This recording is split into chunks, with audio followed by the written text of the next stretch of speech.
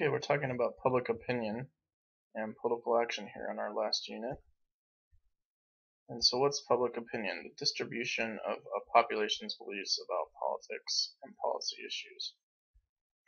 We're going to be talking about demography, the science of population changes, so what different demographics look like in the country. And then the census is a valuable tool for understanding those demographics. How many people are in this certain area? What race, background, ethnic history are they, right?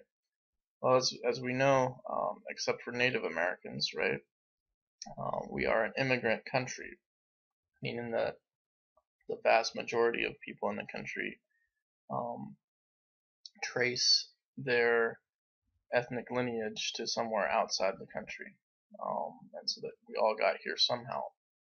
And obviously, African Americans face the legacy of racism. Many African Americans got to the country through slavery, the ugliness of that. And then we've had a poor racial history since then, right? Hispanics are now the largest minority group, and there's constant issues of illegal immigration and the DREAM Act, which just came into place and was ruled preliminarily unconstitutional by a district court in the Fifth Circuit. The Asian immigration is also primarily on the West Coast. It's been driven, so a lot of people have come from Japan and Korea recently to be involved in the tech market, since the tech industry is fairly well developed in those countries as well.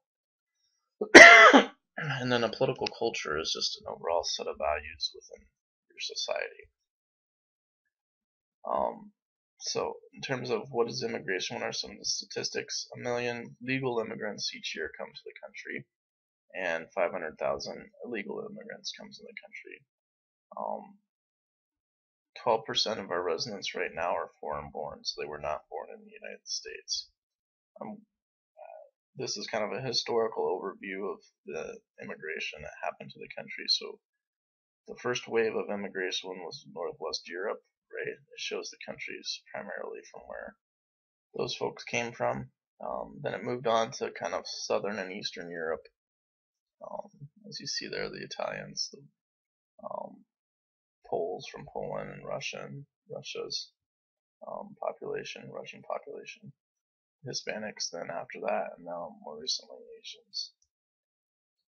And so it looks like eventually the minority population of Hispanics, African Americans, Asian Americans, at some point, as you can see through this chart, who will come together, and there will no longer be kind of a majority-minority group, right? You're going to have the minority groups actually be in the majority. And so it seems like the trends are looking that way. As you can tell, this is way out there. We're looking at, on the right hand of that chart at the bottom, it's the year 2050, so we're quite a ways off from that, but we are on the trail towards that. This is always an interesting little chart. This shows the population, and so if you drew the map of the United States and drew the states according to the population that they have, that's what these two maps are. So the top map is 1940. So here's what the country kind of looked like in 1940. And as you can see, the majority of the population in 1940 was concentrated in the Northeast. Right? Well, then if you look down in 2000, everything has shifted kind of south and west. So now California and Texas have huge populations. The Northeast is still pretty solid, right? But the South has certainly gotten a lot of people, and especially California and Texas have as well. And so when population shifts in that manner, right? If you recall, the U.S. Senate is just based on if you're a state or not. So you get 2 senators if you're a state, regardless of how big of a state you are or small. In the House of Representatives, your representation is based on the size of your state in terms of population. And so as states lose population, that means we shift House members from one state to another state. So California has that many districts and that much population. If, say, for instance, I don't know, Kansas loses population, then one of the House members of Kansas just loses that seat, and Kansas no longer has multiple seats in the House. That seat now goes to California, and California has their election on that. But in Kansas, if the smaller states, population-wise, Iowa lost a House member not too long ago, within the last 15 years. Iowa lost one of those, and so now we used to have 5 representatives, now we have 4. And here's just a recap of that shift. So the Northeast was the most populous, but then now the West and South are growing. There's been a lot of migration into Arizona, California, Texas, and we see it increasing push politically in terms of political power for those people. Reapportionment is the process I just mentioned, where the House of Representatives is reapportioned according to the size of the state at the time. The 2 fastest growing groups and the biggest groups in terms of demographics in the country are people over 65 are headed that way, right? The baby boom generation heading into retirement and kind of the latter stages of life. And you see the drain on this on Medicare, Social Security across the board. It's going to be very difficult to deal with all the costs associated with taking care of those folks, right? And so they're going to have a lot of political power, though, because they're a large number of voters. The only other kind of generation that can compare with them is the millennial generation, which is just very young, right? That's since 1980 until the 2000s, and those folks are not all in the workforce yet. Some of them are in the workforce, but the question is that size of demographics going to be able to support the elderly demographics in the system? And we don't know that yet, but it's going to be a source of political issue before too long. The other problem is for the millennial generation, typically young people do not have voting as high or contributing to a campaign. They don't have that as high on their priority list. And because it's not high on their priority list, the baby boomers who would go out to vote, right, may be able to influence the system more because they can say, hey, we go out to vote, and you're responsible to us more than the young people who don't go out to vote and may not care. So again, the shift is from northeast to southwest. Okay, so Arizona, New Mexico, California, Texas, they're gaining the majority of the people, and it's shifting from the northeast to the southwest. So how do you learn about government class, right? Well, obviously this class, or how do you learn about government? Sorry, this class teaches you. You've had other sources of what we call political socialization, meaning how do you learn about politics and how do you form your opinions about politics? And so political socialization, the definition is right there. That's just a process through which an individual acquires their political orientation, their political knowledge and opinions. So what's the most important part of the political socialization? The family, right? So you start out first listening to your mom and dad talk about politics, right? At least we did in my house, but in other houses, there's going to be comments made about, do you like the president? Do you don't like the president? Do you like this policy? Do you not like this policy? And kids pick up on that no matter, how young they are. And so the family is is voting important? Is watching the news important? Is talking about political issues important? And the kids will watch that and reflect that in most cases, according to the research. And so then the children's political opinions often mirror their parents. And this just shows the percentage where if you have both parents that are Democrats, then 59% become Democrat. as well. Via independents, again 67%, and Republicans 59%. So it's a high correlation that the people who have both parents in one party or another will certainly kind of inherit those opinions and then apply them to their own lives, right? Not always, but in the majority of the time. So what does the process look like besides the family? So the family, your mom and dad can help teach you about political opinions and how to think about those, but then you also watch a lot of TV too. So, it's a different world now with media because not everyone watches the nightly news. Some people may watch Comedy Central and The Daily Show to get really their news. And there's also a lot of devices you can watch the news late and see it at other times, and so there's a real generation gap there. But the media obviously has a huge impact on shaping what they see as the narrative involved with the president. Obviously, in schools teach civics. Some of them still, some of them don't, but there's still a knowledge of government, the history of government, and those kind of things. And the young people slowly grow to understand how important it was that Martin Luther King Jr. made the speeches he made, or that Washington crossed the Delaware, and all those kind of things.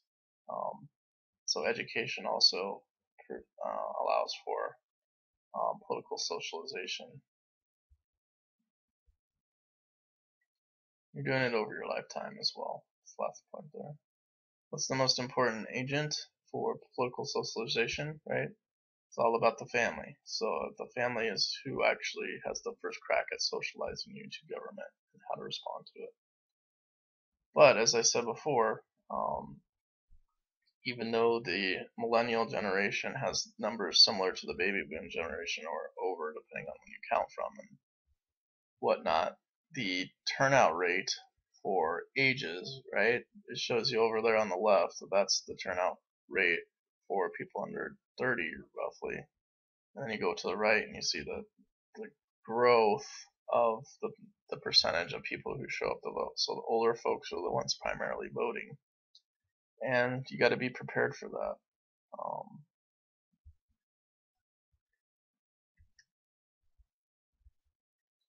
You see all those times in news reports and other places, there's polls, right? This many percentage, we just looked at one. This many percentage of people voted.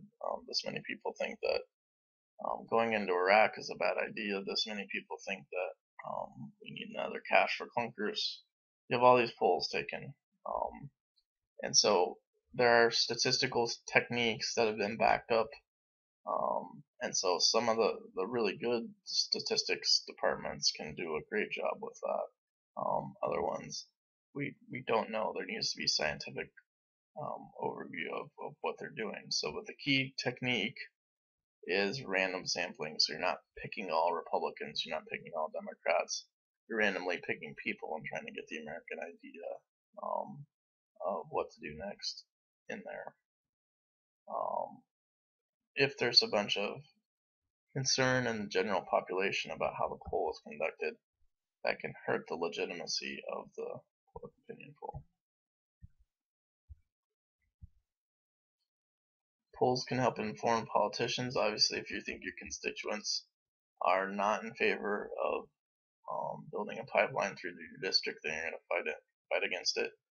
If they are in favor and it's being fought in other places, you will fight for it to keep it in place. And polls help guide politicians in that when you can't talk to everybody individually. And politicians don't always follow polls. I've seen situations where they don't. But they can be an important tool for the lawmaker. Exit polls just ask you on your way out of the place that you just voted who you voted for, and they're trying to predict the winner and all that kind of stuff. And it's always a question of, is it being worded properly? Is it just to figure who you voted for or why, or or what. You get some weird answers, and it's always a select few of answers that are read on the exit polls to say, here's what other comments do you have, and people would say this, this, and this, right? Now, after looking at other polls, what do the polls reveal about Americans' information? Americans don't know much about politics. They know even less about foreign affairs. They know their own opinions, right, but not how it connects with government.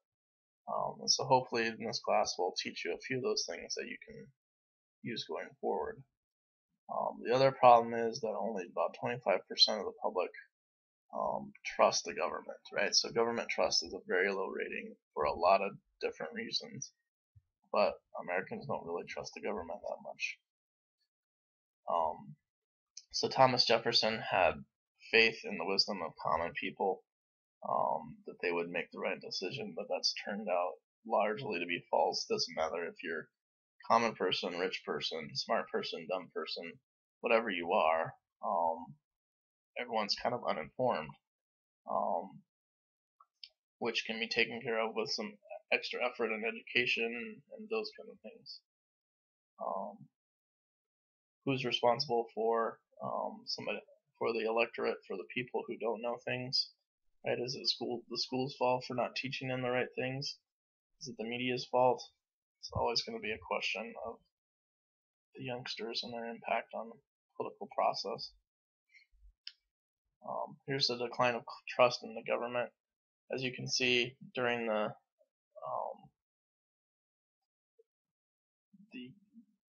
Watergate, Vietnam things, the belief in governments dipped dramatically, right? And then it's never really recovered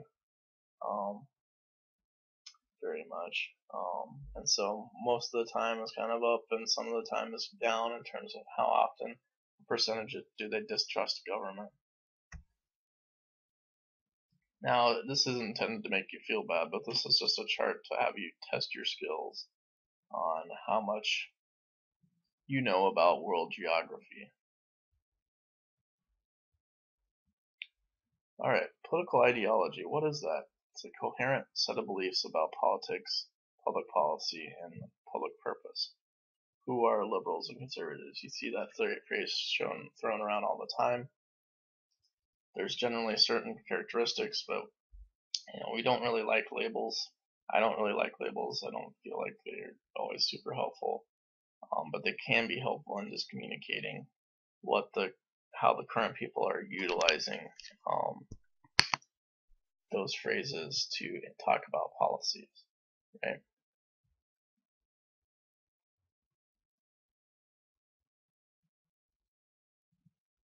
And here's a simple chart. I did not come up with this chart. This is from the book about how to tell liberal from conservative, and it's not always completely accurate either, but at least gives you an idea of how the authors of the book thought about that question on how to separate liberals from conservatives. This is kind of a breakdown of percentages among each different demographic group as to show, kind of where they fall. And it's just interesting to look at. Again, not super scientific, but more scientific than not there at the top.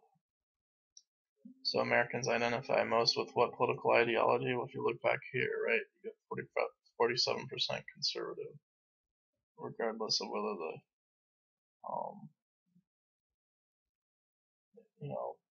what's going on, they're going to remain conservative and vote and identify with a particular group for that. So Americans identify most with what political ideology, and it's actually conservative, which would be a little bit surprising, right? And these numbers are changing too. This is the most recent one from last year.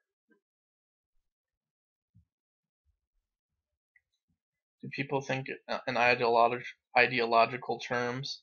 12% of the population does, which means they think of in terms of their values, beliefs, make decisions on the basis of that, and political decisions as well. Group benefits. So 42% of the population think that groups are a benefit, and because a lot of them rely on political parties for their identity. If the economic times are good, then it's very low in terms of throw them out. If it's bad, then it's nearly a quarter of the population, as you can see there.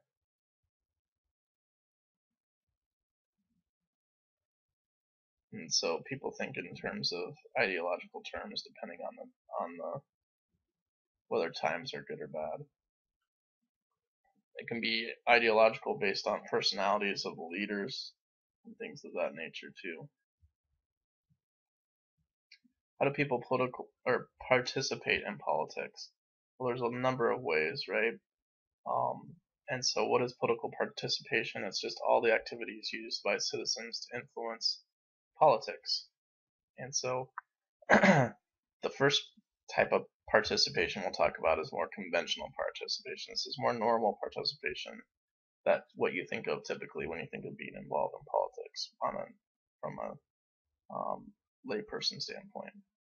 So obviously conventional participation is you can vote in elections, you're participating in the process through that. You can work in campaigns, hand out flyers, make calls, get calls, all that kind of stuff. And so you can participate that way. And you can contact people on the phone, right, asking for different things. Now, kind of more unconventional participation in politics is protest. So you can protest something in a form of political participation to achieve policy changes through dramatic and unconventional tactics, right? So you can go down to the park and hold up a sign. You can sit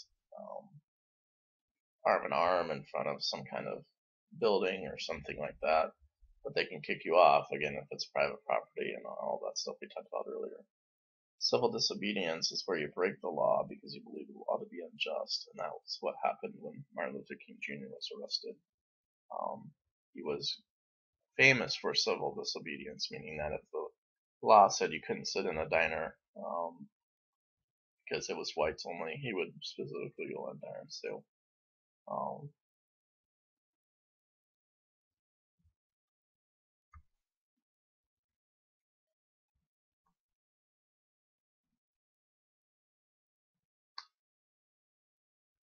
Class inequality. And so here just shows the growing income gap, right? And then the gap in that income with political participation. So if your income level is very low, you don't typically engage in as many political events as those who are wealthier.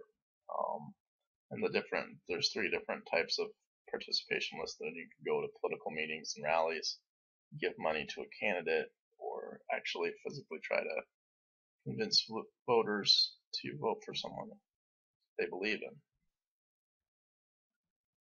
Public attitudes towards government. Many people have no opinion. Democracy. And so it's hard to get people motivated to get involved in government and focused on government. Hopefully you do, given issues like student loans and other things that are going to be important to you in the future. We select our leaders, but we don't select our policies. And so public opinion and political action is a way of trying to communicate to our leaders, no, we do support this policy, or we don't support this policy. And so we can protest specific policies, even if we're not protesting the government. And so one of the problems with exit polls is when they come out in the East Coast, and because we're on East Coast time, not we, but because the first election returns happen on the East Coast because the polls open earliest, right? So if an exit poll on the East Coast says, "Hey, it looks like Al Gore is going to win the election" or something, and if you're sitting in California and the polls are still open and you see that, that influences how you think about the election. So exit polls are a problem because they influence election results.